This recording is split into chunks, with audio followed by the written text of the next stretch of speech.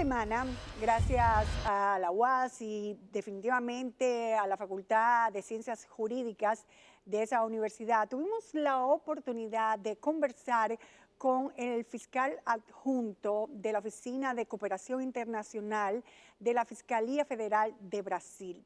Y nos habló del proceso del Lava-Jato, que saben ustedes que es el proceso que lleva ya hace unos 3 años Brasil investigando, que ha dado al traste con involucrar a presidentes de otros países, a presidentes del país, de ese país, de Brasil, y también se ha hablado de los sobornos y la cantidad y la estructura, la cantidad de personas involucradas y la estructura que creó específicamente no solo Petrobras, sino Odebrecht, entre otras compañías. Hablar con él resultó muy interesante porque nos va a dar aspectos sobre la estructura de esta operación llamada Lava-Jato.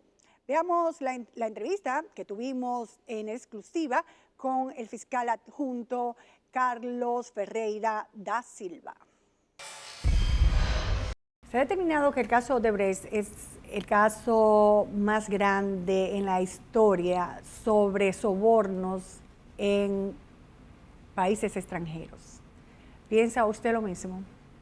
Sí, los números comprueban que Odebrecht es el más grande caso de corrupción y lavado en el mundo.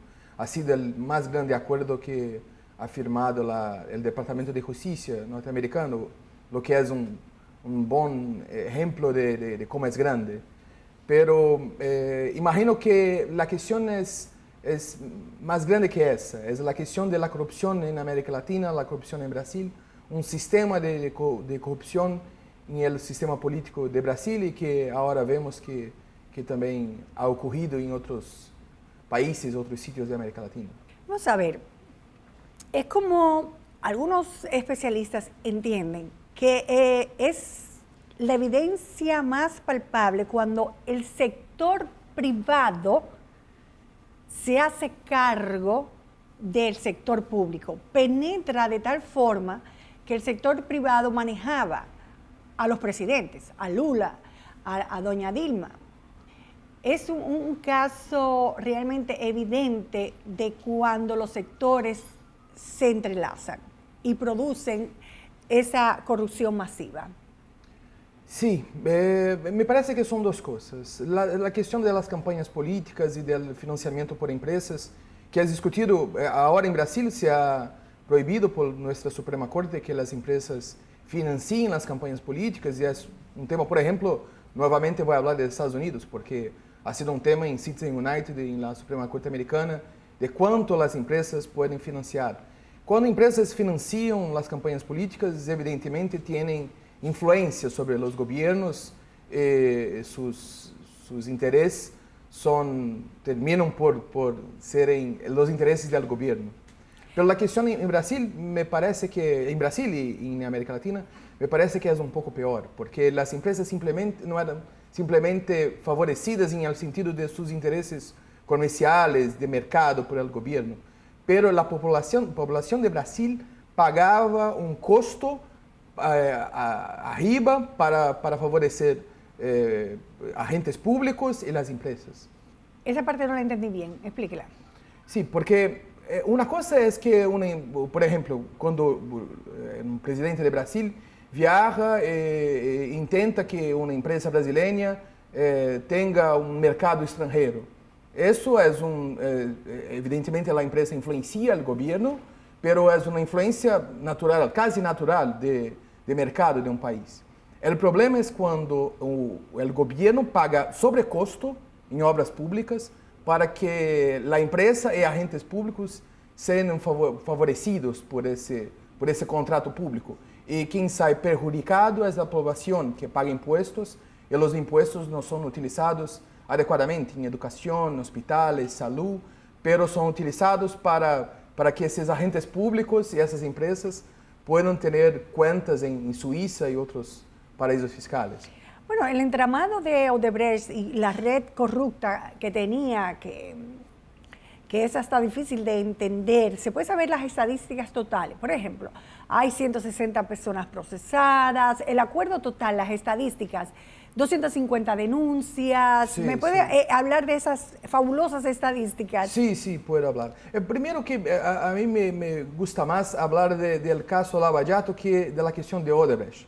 Odebrecht es un acuerdo de leniência, es importante porque Odebrecht es la principal constructora de Brasil, pero Odebrecht es simplemente una constructora, un acuerdo dentro de Lava Jato, que es un caso que empieza con Petrobras, que es una empresa la empresa de petróleo estatal de Brasil. Para mí, los acuerdos con Odebrecht son casi más de 150 acuerdos al total, porque solamente en Odebrecht hicimos un acuerdo de leniência, llamamos de acuerdo de leniência o de clemencia con la empresa, e hicimos al mismo tiempo 77 acuerdos penales con los directivos de la empresa. Y ya teníamos antes más 80 acuerdos penales. En denuncias tenemos más de 200 denuncias y ya tenemos de condenaciones en el caso Lava Jato casi 1.500 años de condenación. Entonces hay los acuerdos y hay los imputados que no hicieron acuerdos, que no han traído información para la fiscalía, son condenados a 1.500, casi 1.500 años y en una media de 10 años por cada imputado. O sea, hay imputados con pena de 30, 40 años. ¿Cuántos hay en total ahora? ¿Cuántos condenados hay actualmente? Hay casi 100 condenados ahora. Ok, ¿cuál es la diferencia? A Odebrecht le dan clemencia, pero a otros funcionarios no. ¿Por qué esa diferencia? Bien, vamos a ver. La cuestión de... siempre la Procuraduría, la Fiscalía de Brasil, solamente tiene una razón principal de hacer un acuerdo.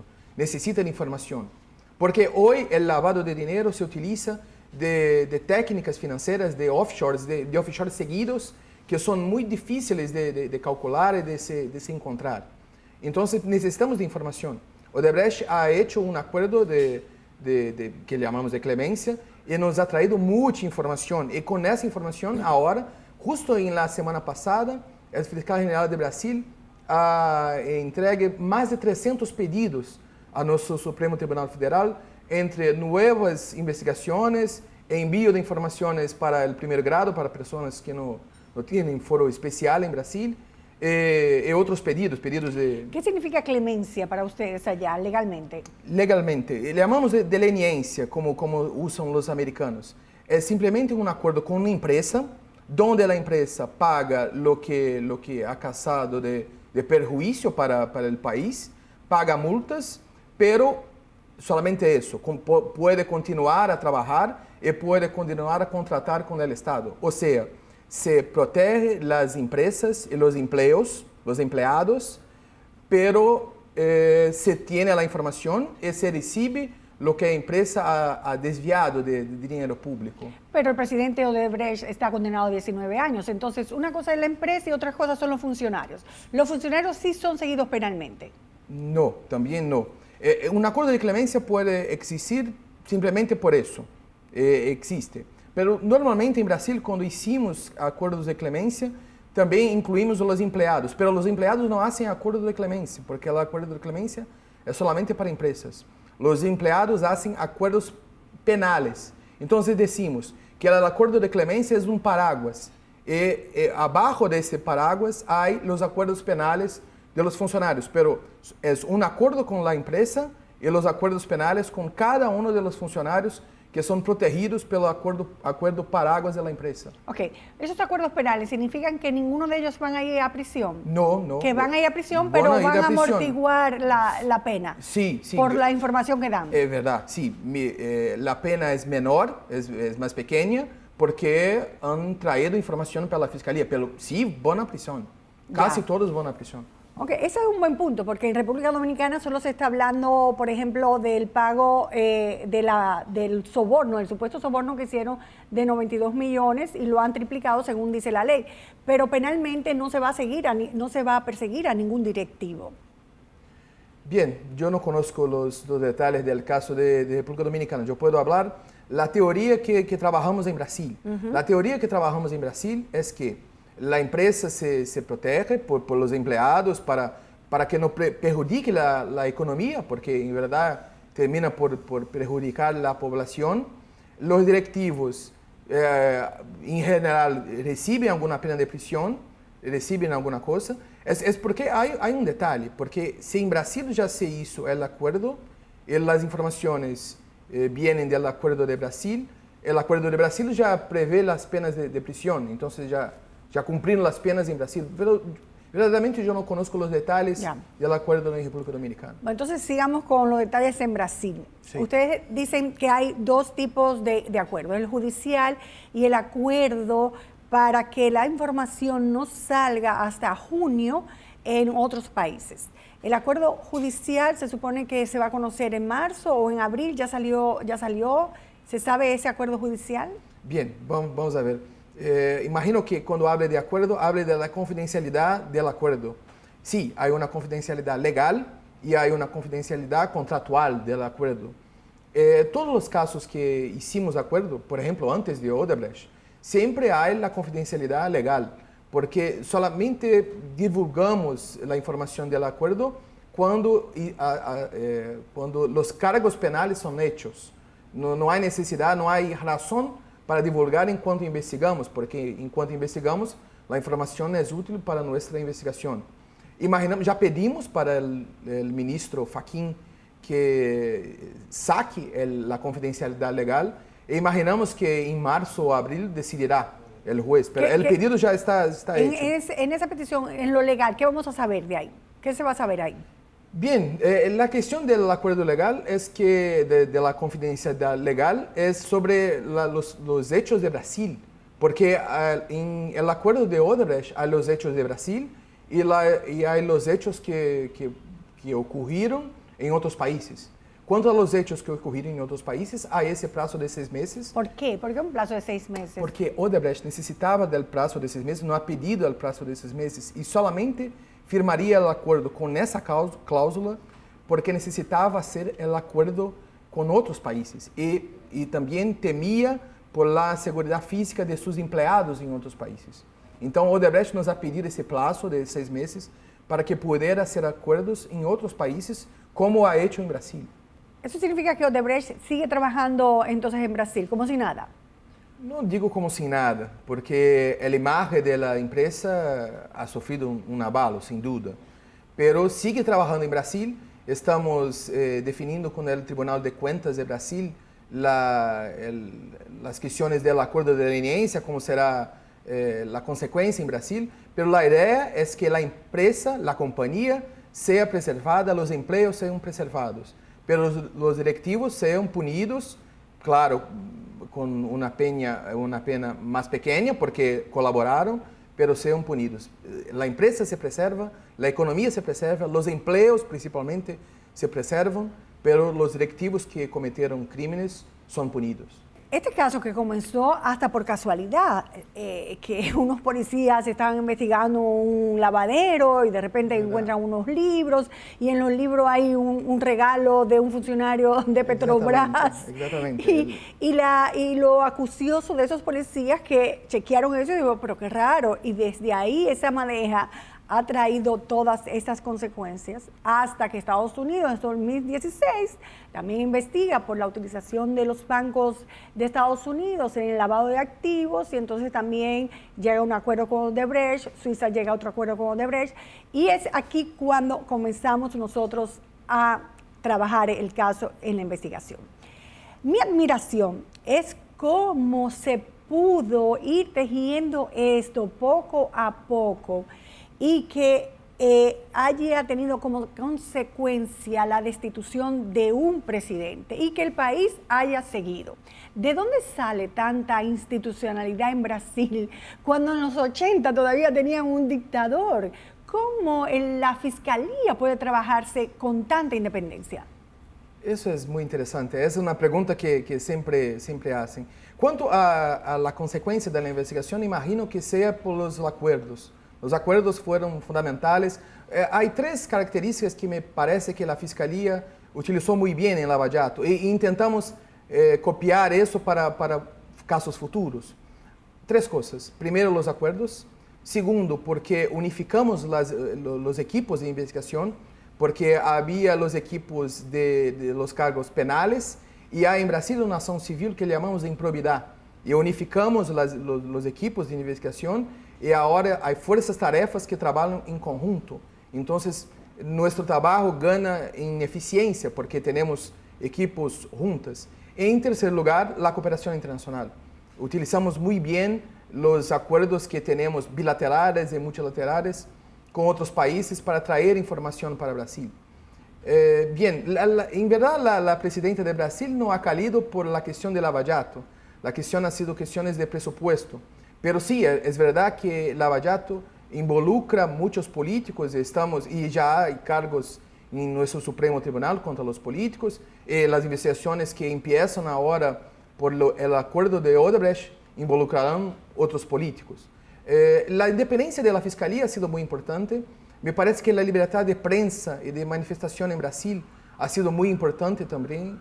Entonces, hay desde la Constitución de 88 un escenario de institucionalidad y de derechos fundamentales en Brasil, de debido proceso legal en Brasil, que me parece que ha ayudado mucho en la investigación de Lava Jato ahora. ¿El fiscal quién lo nombra? Quien nombra el fiscal es el presidente de la República. Hay una lista que se hace a partir del voto de todos los fiscales, con 3 nombres, y se elige, el presidente puede elegir el fiscal general. En el gobierno de Lula y Dilma siempre se ha elegido el fiscal que ha tenido más votos en Brasil. Pero más votos de los fiscales. De los otros fiscales. Los otros fiscales votan por un fiscal, hacen una terna y el presidente elige de esa terna. Sí, exacto. ¿Y después eso tiene que pasar al Congreso o no? Sí, en el Senado, sí. El Senado vota y necesita de mayoría absoluta en el Senado. O sea, más de mitad de todos los senadores necesitan votar a favor del fiscal. ¿Usted cree que eso le da la debida independencia y lo separa del Poder Ejecutivo? Me parece que sí, que ayuda bastante. Es verdad que y debemos reconocer que en el gobierno Lula y Dilma se ha respetado la lista, la terna de los fiscales y ha sido respetado aún más la voluntad de todo el cuerpo de los fiscales porque se ha elegido el más votado. Pero es un modelo que combina que se elija a los políticos, pero al mismo tiempo que la fiscalía tenga alguna influencia en la Vamos a ver, elección. Aquí hay el fiscal y el procurador general. ¿De cuál estamos hablando? ¿De cuál figura estamos hablando? Del fiscal. Del fiscal. Fiscal. ¿Y el procurador general? El procurador general es Bien, yo no sé en República Dominicana los nombres que utilizan, pero por ejemplo en Perú el procurador general es como si fuera el abogado del presidente y la fiscalía hace las acusaciones penales. En Brasil es un poco así. Tenemos le llamamos de procurador general, pero en verdad es un fiscal general que hace las acusaciones penales y hay un abogado general de la Unión que es el abogado del presidente, el que defiende las decisiones del Poder Ejecutivo en Brasil. Aquí es igual a eso. Sí. Vamos a ver, usted habla de colaboración. Es igual en el sentido de que el procurador es un abogado del presidente. Usted habla de que ha tenido la ayuda internacional. Sí. ¿De qué país ha tenido mejor ayuda? Suiza, sin duda. Suiza, sin duda. ¿Y Panamá? Panamá tuvimos algunos problemas, son conocidos, no voy a negar, pero ahora tenemos muy buenas relaciones con la Fiscalía de Panamá. ¿Qué pasó con Panamá? ¿Se negaba a dar información bancaria? Sí, había algunas, hacíamos nuestros pedidos como hacemos para todos los países, pero Panamá nos ha explicado después de algún tiempo que hay ciertos rasgos en su legislación que no permiten los pedidos que los otros países aceptan. Entonces, adaptamos alguna cosa a los pedidos y hoy, repito, la relación es muy buena entre la fiscal general de Panamá y nuestro fiscal general. ¿Han venido fiscales de Brasil aquí, a República Dominicana? Yo no me acuerdo de una visita en especial. Ha ocurrido una cumbre en Brasilia donde nos han visitado varios fiscales generales, incluso el de República Dominicana. El procurador. El procurador nos ha visitado y ha sido una reunión muy buena. El procurador vino con la información de que van a levantar lo del silencio en junio, pero que a él se lo van a levantar en mayo. Bien, se hace el acuerdo, sí. Repito que no conozco los detalles, ni sería adecuado que yo hablase sobre detalles de otro país. Pero la confidencialidad contractual solamente durará hasta junio si el país no hace un acuerdo antes. Si hace un acuerdo antes, se saca la confidencialidad.